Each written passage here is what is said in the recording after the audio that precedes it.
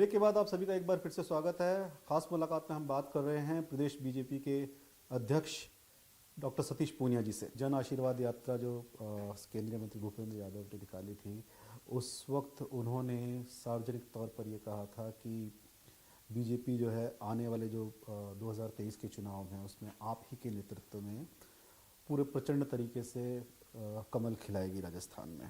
राजस्थान में बीजेपी अभेद और अजेय बने, आपकी क्या रणनीति है इस बारे में? देखिए, राजस्थान में एक परसेप्शन है, धारणा है, और लगभग 90 के बाद 93 से लेके एक बार बीजेपी और एक बार कांग्रेस।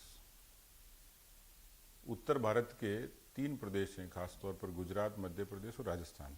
तीनों में एक साम्यता है, रीजनल पार्टी नहीं है, रीजनल इशू नहीं है, और सीधे सीधे कांग्रेस और बीजेपी का ध्रुवीकरण है।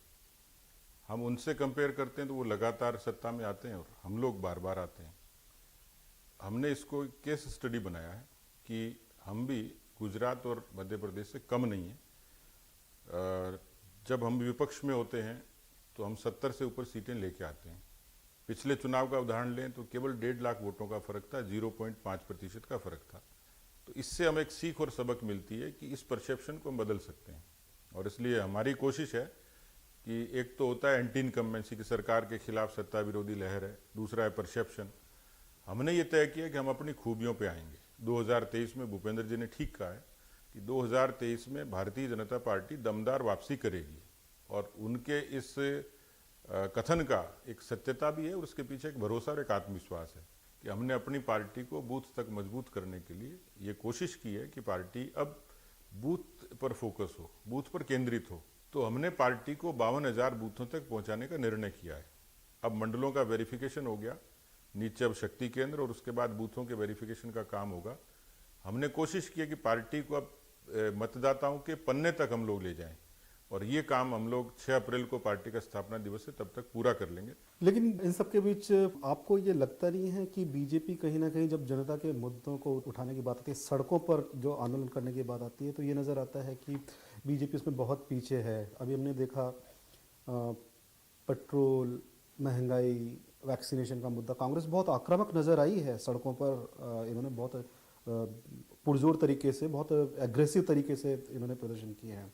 दूसरी ओर हम अगर देखें कि रीट जैसा मुद्दा, बेरोजगारों का मुद्दा था, इसमें किरोड़ी लाल मीणा जो बीजेपी के ही नेता हैं, वो अकेले सड़क पर संघर्ष करते हुए नजर आए हैं।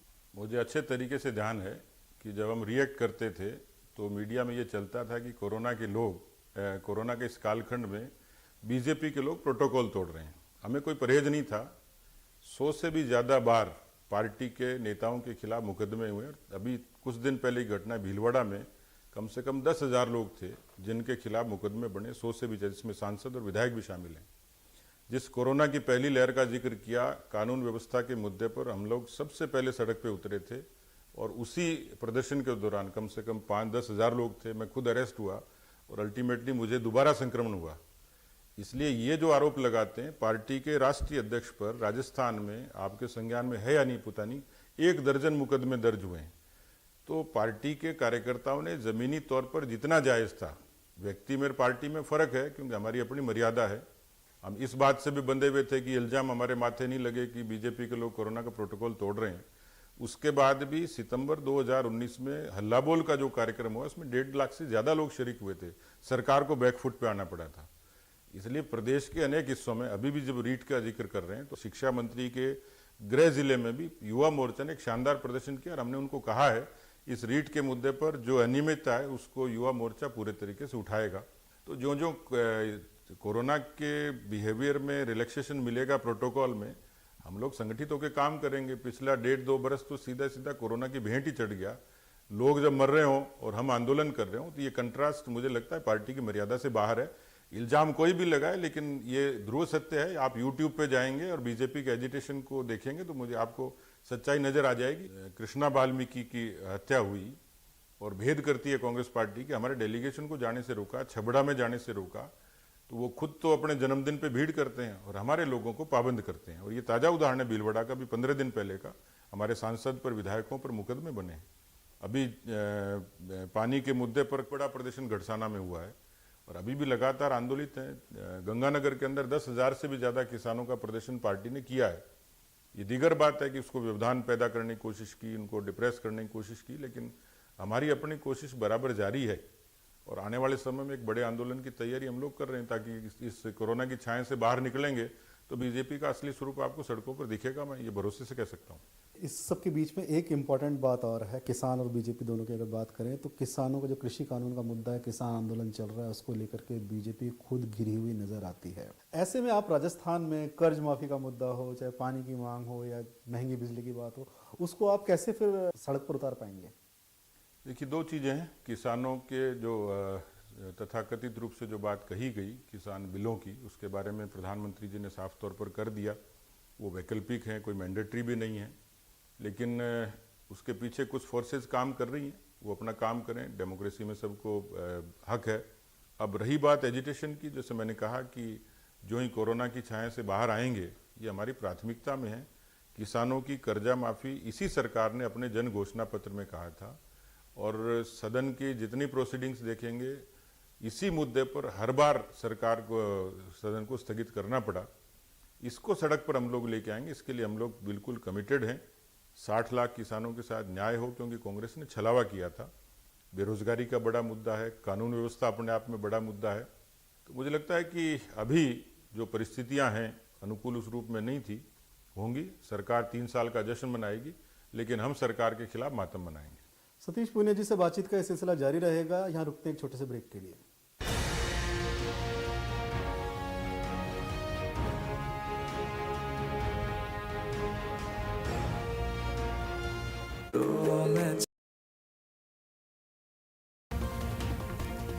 डेनमार्क में एक डेयर डेविल के खतरनाक स्टंट का वीडियो लोगों को हैरान कर रहा है। वीडियो में लड़का एक बिल्डिंग से दूसरी बिल्डिंग पर कूदता दिखा। वो एक इमारत की छत पर थोड़ी दूर से दौड़ता हुआ आया, कलाबाजी खाते हुए दूसरी इमारत पर जा पहुंचा।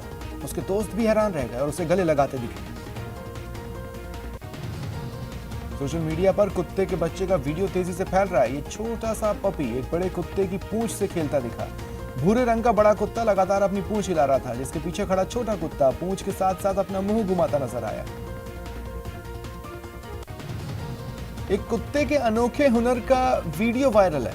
ये कुत्ता कई म्यूजिक इंस्ट्रूमेंट्स बजाता दिखा। उसके सामने म्यूजिक बैंड का सामान था, जिसमें वो सभी को एक एक कर बजाने लगा।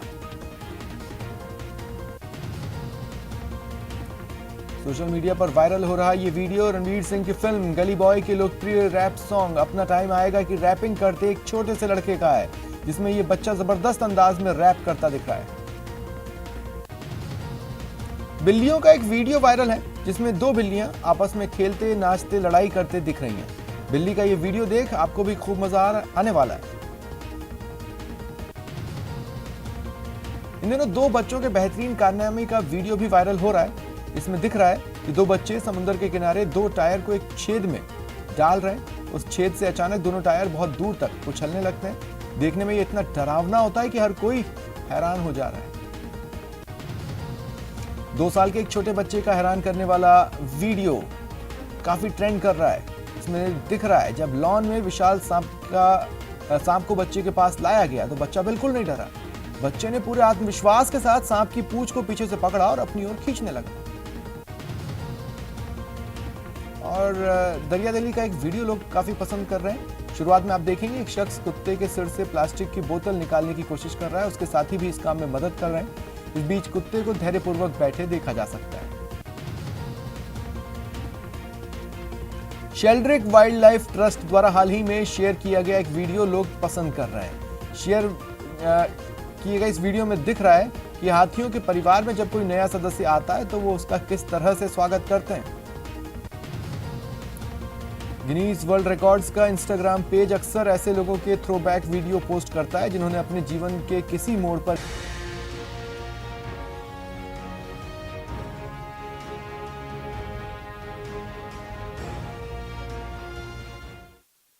ब्रेक के बाद आप सभी का एक बार फिर से स्वागत है। पूनिया जी, आपके लिए ये कहा जा रहा है कि आप रिस्क बहुत लेते हैं। अभी जो जिला प्रमुखों के चुनाव हुए थे, 2 बड़े जो जिले थे, संभाग मुख्यालय थे, भरतपुर और जयपुर, दोनों जगह कांग्रेस के दिग्गज नेता नटवर सिंह के बेटे को न केवल पार्टी में लेकर के आए बल्कि उनको जिला प्रमुख भी बनवाया। जयपुर में बहुमत से आप पिछड़ गए थे, उसके बावजूद आपने जिला प्रमुख बनाने में कामयाबी हासिल की थी। ये अंदर की बात है। मैं आपने कहा कि रिस्क लेता हूँ, तो मैं खतरों का खिलाड़ी तो नहीं हूँ, लेकिन ये कांग्रेस से सीखा हमने कि जब वो करती है, बूंदी में किया, अजमेर में किया, तो मैं देख रहा था कि उन्होंने कहा लोकतंत्र की हत्या हो रही है, ये हो रहा है। लेकिन सीधी सीधी सी बात है कि जब सरकार होती है, हम इस बात के लिए कमिटेड थे, क्योंकि भरतपुर हमारा एक कमज़ोर क्षेत्र था जिस पर बराबर पॉइंट आउट करते थे। जयपुर कैपिटल में सरकार ने पूरे पंचायती राज के दौरान परिसीमन में गड़बड़ी की, सरकारी मशीनरी का दुरुपयोग किया। वो मेरे लिए चैलेंज था, मैंने उसको एक्सेप्ट किया और मुझे ये जताना था कि पार्टी का कार्यकर्ता संगठनात्मक रूप से मजबूत है, लेकिन रणनीतिक कौशल में भी उतना ही चतुर है और वो किसी भी सरकार का, इस तरीके की सरकार का सामना करके जीत हासिल कर सकता है। अच्छा लगा मेरे कार्यकर्ताओं को कि जब स्क्रीन पे स्कोर 3-3 देखा, हमें अवसर मिला था, हमने उसको अवेल किया। पार्टी में लोग आना चाह रहे थे, जगत सिंह जी आना चाह रहे थे, उनका स्वागत किया। मैंने निर्णय लिया और स्वाभाविक है, राजनीति में जोखिम तो लेनी पड़ती है, मैं उसके लिए तैयार हूँ। राजनीति चुनौतियों का खेल है, राजनीति संभावनाओं का और समझौतों का भी है, और इस लिहाज से जब कोई पार्टी में ठीक ठाक दम के लोग आते हैं, उनका स्वागत करते हैं। क्योंकि हमारी पार्टी पहले कैडर की थी, आज मासेस की पार्टी है, तो मैं इसको अनएथिकल नहीं मानता। एक हमने चांस लिया, उसमें हम लोग कामयाब हुए। जीत हासिल करना और किसी भी तरह से जीत हासिल करना, सरकार सत्ता बनाना अपना, ये आप कह रहे हैं कि कांग्रेस से सीखा। लेकिन कांग्रेस के खुद सीएम जो यहाँ पर हैं, वो ये कह रहे हैं, लगातार बड़े टाइम से ये बात कह रहे हैं कि बीजेपी की पूरी कोशिश है, लगातार साजिशें की जा रही हैं कि प्रदेश की चुनी हुई सरकार को किसी न किसी तरीके से गिरा दिया जाए, हटा दिया जाए। आपका क्या कहना है इस बारे में? देखिए, उनका आरोप बेबुनियाद है। पहली बात तो 2018 में ये इन्हीं की पार्टी के भीतर दो नेताओं की महत्वाकांक्षाओं से झगड़ा शुरू हुआ। वो भी 99 के फेर में ही थे, 99 सीटें आई। जब मुख्यमंत्री की शपथ ग्रहण हुई तो मुख्यमंत्री के दो मुख्यमंत्रियों के नारे वो कांग्रेस पार्टी के लोगों ने लगाए, बीजेपी ने नहीं लगाया। आज मान लीजिए उनके भीतर कोई अंतर्कलह होती है, कोई विग्रह होता है और वो गिरने के लिए तैयार हैं, तो हमने कोई उनको बचाने का ठेका नहीं लिया है कि वो गिर रहे हैं और हम बचा लें। सीधी सीधी सी बात थी कि उनकी अपनी कमजोरी है, उनके घर की कमजोरी थी। हमारे ऊपर तो तहमत बिला वजह वो लगा रहे हैं। हम भरत सिंह जी को नहीं कहते चिट्ठी लिखो, हम हेमाराम जी को नहीं कहते धरने पर बैठो, हमने दीपेंद्र सिंह जी को नहीं कहा कि पीसीसी के चीफ के सामने मंथली की बात मत करो। इनके भीतर पहले से ही विग्रह है। सीटें 99 थी, 6 आपने जुगाड़ की, हमें कहते हैं हॉर्स ट्रेडिंग कर रहे हैं, खुद हाथी जीम रहे हैं। तो 6 के 6 बीएसपी के लोगों को, जिसकी पिटीशन अभी सुप्रीम कोर्ट ने ऑर्डर अभी जारी किया है, 4 हफ्ते का नोटिस दिया है, उन पर भी तलवार लटकी हुई है। तो मैंडेट था नहीं, आरोप हम पर हैं। लेकिन आपके नेता भी बार बार ये कहते आए हैं कि ये सरकार तो गिरेगी, कभी कहते हैं मध्यावधि चुनाव होगा। तो क्या ये प्लान बीजेपी ने चेंज कर दिया है? नहीं, इसमें कहीं कोई प्लान नहीं था। मैंने जैसे कहा कि उनके 20 लोग अलग हुए, अलग रहे, उसमें हमारा कोई योगदान नहीं था। उनके अपने लोग थे, उनके साथ रहते, हमें क्या एतराज़ था। ये बाड़े में लेकर बैठे रहे। और कमज़ोर सरकार पर यह आशंका तो हमेशा रहती है, मिड टर्म भी हो सकते हैं, सरकार गिर भी सकती है, लोगों का समूह अलग भी हो सकता है। लेकिन बीजेपी का कहीं दूर दूर तक कोई लेना देना नहीं। हम तो एक नेचुरल अपोजिशन में हैं, हम 23 तक इंतजार कर लेंगे, लेकिन सरकार उससे पहले गिरेगी तो हम जिम्मेवार हैं। जो कोई घटनाक्रम ऐसा होगा तो उस पर हमारी नज़रें हैं, हमारी क्या भूमिका होगी ये तो परिस्थितियां तय करेगी। 2-3 दशक हो चुके हैं कि राजस्थान में एक बार बीजेपी की सरकार आती है, एक बार कांग्रेस की सरकार आती है, मतलब अल्टरनेट रिपीट होते हैं। अभी हाल ही में सीएम गहलोत ने पूरे कॉन्फिडेंस के साथ ये बोला है कि इस बार वो न केवल कांग्रेस की सरकार रिपीट करेंगे बल्कि सीएम भी बनेंगे। देखिए, उनके बारे में कहा जाता है कि वो जादूगर है, ज्योतिष तो कतई नहीं है। ये बात उन्होंने पंजाब की घटना से डर के कही होगी, एक नंबर 1। दूसरा, ये मुंगेरी लाल के हसीन सपने से ज़्यादा कुछ भी नहीं है। उनको लगता है लोग रात को सपने देखते हैं, गहलोत जी दिन में ही देख रहे हैं। अंधा आदमी बता देगा कि कांग्रेस की वापसी कतई नहीं होगी। वो 100 साल जिए, नेतृत्व करते रहें, हमारे लिए सहूलियत है। पहले बस की सवारी थी, उसके बाद मिनी बस की हुई, अब लगता है कि टेम्पो की सवारी का जुगाड़ जरूर कांग्रेस में कर देंगे। एक निजी बात सतीश पूनिया जी आपके लिए है, सब जानते हैं ये कि पार्टी में आपका कार्यकर्ता हो, नेता हो, चाहे कहीं और का भी, किसी और पार्टी का भी हो, आप सबसे संपर्कित रहते हैं। कितना इम्पोर्टेंट है, कितना ज़रूरी है ये एक टीम का लीडर होने के नाते, एक परिवार का मुखिया होने के नाते? देखिए, राजनीति में लोग ये मानते हैं कि अदावत होती है, या मतभेद हो सकता है, विचार अलग हो सकते हैं, लेकिन राजनीति दुश्मनी के लिए कभी नहीं कहती, शत्रुता के लिए नहीं कहती। इतना स्पेस उसमें होता है और होना भी चाहिए कि जो एक हमारा सामान्य शिष्टाचार है, सामाजिक जो सद्भाव है, और उसको जब समाज का या किसी दल का कोई मुखिया होता है तो उसको लोग देखते हैं। हम लोग, मैं अध्यक्ष बना तो मैं पहली बार ही ऐसा, राजस्थान में पहली बार हुआ होगा किसी पार्टी का अध्यक्ष किसी मुख्यमंत्री से मिलने जाए। मैं गया, उनको मैंने दीनदयाल उपाध्याय जी की पुस्तकें भेंट की कि आप इनको पढ़िए, गांधी जी के विचारों से साम्य था, उनको अच्छा लगा। इसी तरीके से जब आपस में राजनीतिक रूप से भी समाज के लोग हैं, मानव हैं, सुख और दुख उसी का पहलू है, तो हम उसमें साथ नज़र आएँ तो इसका एक अच्छा संदेश जाता है। तो इसी लिहाज से मैंने इसको अपना फ़र्ज समझा। और मैं, क्योंकि ऐसी पार्टी का हूँ, आपने सरोकारों की बात की, हमने विद्यार्थी काल से जिन परिवेश में हम लोग पले बढ़े हैं, वो संस्कार हमें राजनीति से परे ये बात सिखाते हैं कि हमारा शिष्टाचार बना रहे। और इस लिहाज से मैं दोनों नेताओं के यहाँ गया, और जहाँ और भी होती है तो वहाँ मैं जाता हूँ निसंकोच। हमसे बातचीत करने के लिए, इस खास मुलाकात में आने के लिए सतीश जी आपका बहुत बहुत धन्यवाद। धन्यवाद। खास मुलाकात में आज बस इतना ही। खबरों के लिए आप देखते रहिए न्यूज़ 18 राजस्थान। नमस्कार।